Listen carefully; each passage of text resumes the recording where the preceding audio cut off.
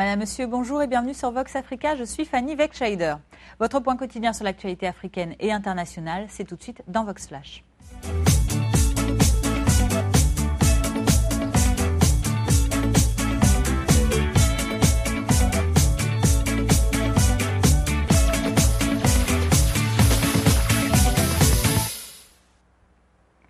Ouvrons notre flash information de ce jeudi 26 novembre au Togo.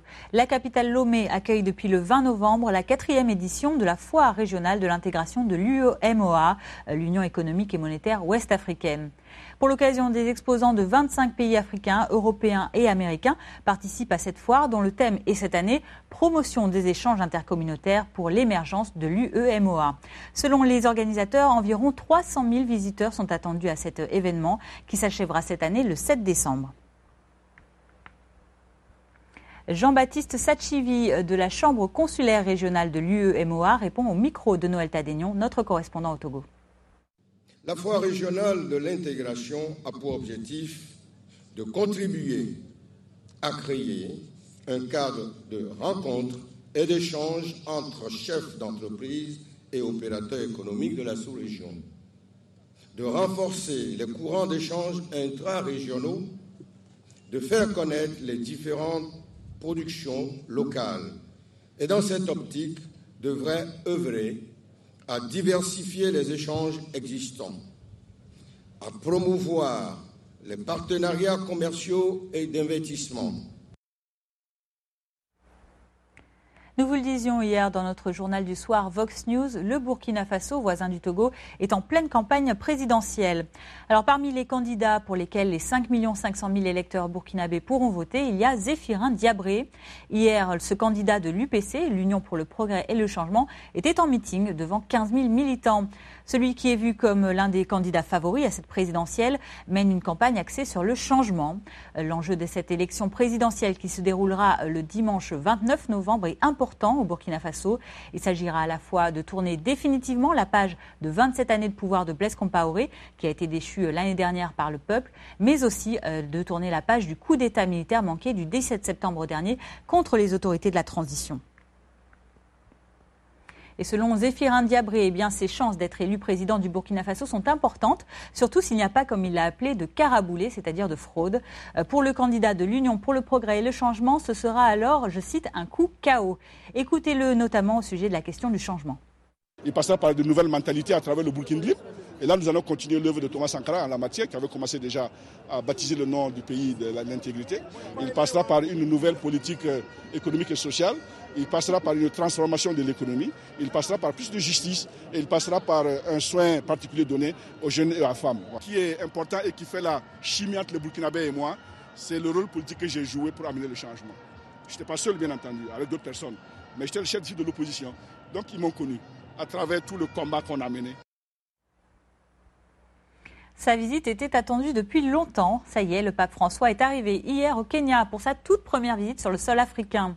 La foule était évidemment présente en masse le long des principales artères de la capitale Nairobi pour pouvoir voir passer la fameuse Papamobile. Au cours de son premier discours, le souverain pontife a tenu à aborder la question de l'environnement.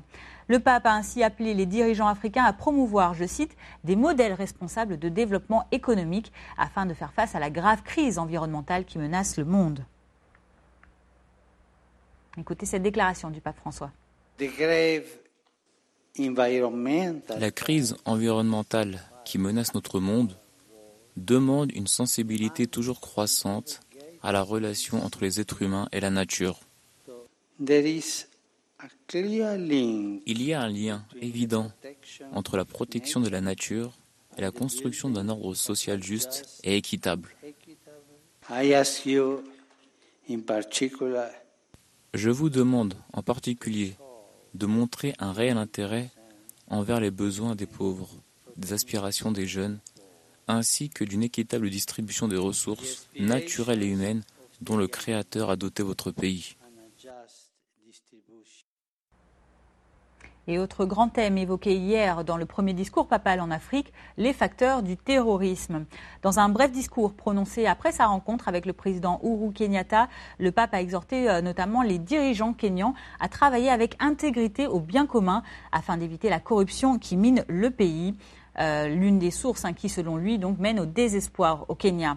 Le pape François a notamment appelé les leaders du continent à œuvrer dans le sens de la poursuite du bien commun comme premier objectif.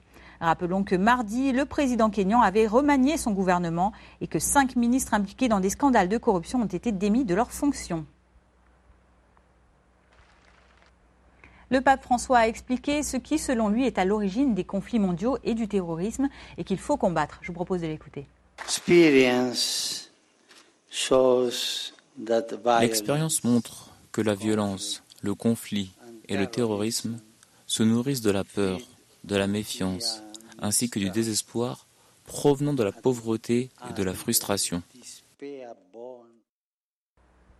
Le terrorisme, justement, un fléau qui avait encore frappé vendredi dernier le Mali, vous le savez, au cœur de sa capitale. Eh bien, hier à Bamako, le président Ibrahim Boubacar Keïta a participé à une cérémonie pour rendre hommage aux 5 victimes maliennes de la prise d'otage et de l'attentat de l'hôtel Radisson Blu.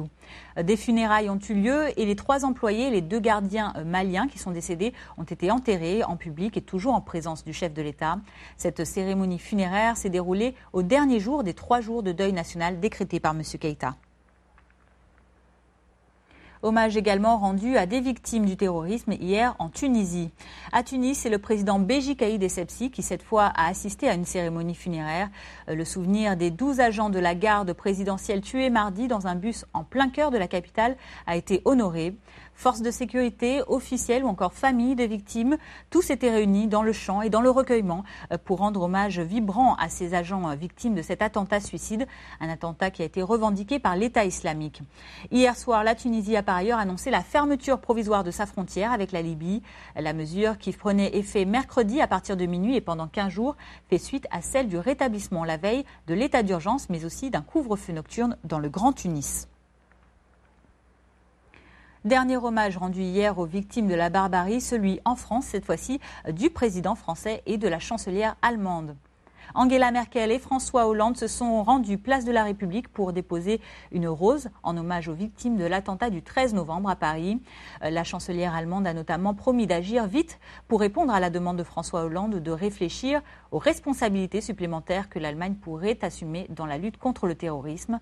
Une demande effectuée au cours d'une déclaration commune à l'Élysée. Dans le sud de l'Europe, des migrants africains ont protesté hier à la frontière entre la Grèce et la Macédoine. Alors que des centaines de migrants, toutes origines confondues, restaient bloqués dans cette zone, eh bien, un groupe de Camerounais, de Congolais et de Cap-Verdiens majoritairement ont manifesté contre la fermeture des frontières. Ces migrants africains ont protesté en chantant et en dansant, comme vous le voyez à l'écran, devant les autorités macédoniennes, près d'un passage frontalier à Idonémi. Je vous propose d'écouter cette déclaration de certains migrants. On laisse passer les Syriens, les Afghanistans, les Irakiens. C'est pas normal. Nous sommes tous venus ici juste pour franchir la frontière et aller en Allemagne où nous devions nous rendre. Vous voyez, nous ne sommes pas venus ici pour rester en Macédoine ou bien en Syrie. Bon, nous sommes là, ça fait 7 jours. On ne comprend pas pourquoi est-ce que la situation est bloquée. Alors on ne vient pas pour rester ici. Et ce n'était pas dans notre but au fait. On a quitté notre pays pour passer par la Turquie. Chacun de nous peut-être il a payé au moins 3 000 € pour qu'on puisse avoir accès ici. On arrive ici, c'est bloqué. Ça fait plus d'une semaine que nous sommes là. Ça fait plus d'une semaine que nous sommes assis au bord de la frontière macédonienne. Nous ne connaissons pas pourquoi la Macédonie nous bloque. Nous ne connaissons pas pourquoi nous ne demandons rien à la Macédonie. Nous ne demandons rien, nous ne demandons rien. Juste nous laisser un passage pour continuer là où nous allons. En bref, direction l'Asie et les Philippines pour vous annoncer cet incendie qui a pris hier dans les bidonvilles de Mandaluyong, dans la périphérie de Manille, la capitale. Un incendie qui a ravagé, comme vous le voyez sur ces images, des bidonvilles, détruisant 800 habitations et affectant quelques 1600 familles selon le décompte du Bureau de la protection contre les incendies. Nous venons de l'apprendre, un dirigeant de l'opposition au Venezuela a été tué par balle en plein meeting. Luis Manuel Diaz, secrétaire général de l'Action démocratique en Altagracia et Orituco, était en campagne pour les législatives du 6 décembre prochain dans l'état de Guárico, au centre. Les responsables pourraient faire partie d'une bande armée liée au Parti socialiste au pouvoir. Le coup fatal a été tiré depuis un véhicule. Aux États-Unis, comme tous les derniers jeudis du mois de novembre, a été célébrée la fête familiale par excellence de Thanksgiving. Pour l'occasion, vous le voyez, à la Maison-Blanche, le président Barack Obama a symboliquement procédé à la grâce d'une dinde. C'était hier, un plat incontournable, la dinde, pour ce repas de Thanksgiving. Une tradition folklorique et un peu déconcertante et très, en tout cas, solidement enracinée dans la tradition américaine et dans celle de la Maison-Blanche. En effet, c'est la 7e fois que le président Obama se plie à ce rituel. Une tradition dans la Maison-Blanche qui a, pour certains, été assurée en premier par John Fitzgerald Kennedy, le premier président à se montrer magnanime lorsqu'un volatile lui avait été présenté à la Maison-Blanche en novembre 1963. Ce n'est que depuis George Bush père en 1989 que les présidents ont ensuite pris l'habitude d'exercer leur droit de grâce d'une dinde. Le président américain s'est donc plié à cet exercice, comme vous le voyez, hier en famille.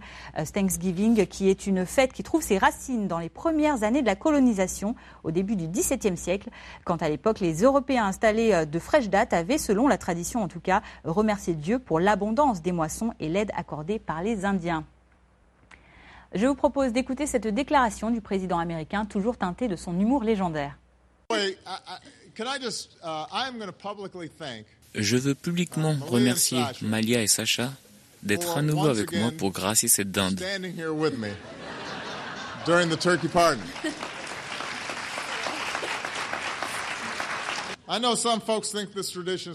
Je sais que certains trouvent cette tradition un peu ridicule, et je ne suis pas en désaccord.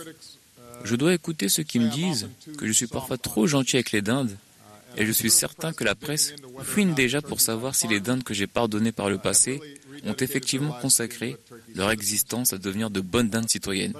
Mais j'apprécie cette opportunité de souhaiter un joyeux Thanksgiving au peuple américain. La compétition entre un groupe de dindes pour accéder à la Maison-Blanche est féroce. Certains d'entre vous ont compris la blague. Voilà, c'est sûr, c'est sous-entendu du président Barack Obama que nous mettons fin à ce Vox Flash du jeudi 26 novembre. Merci à vous de l'avoir suivi. Je vous donne rendez-vous demain, vendredi, pour votre point quotidien sur l'actualité. D'ici là, passez une très bonne journée. À demain.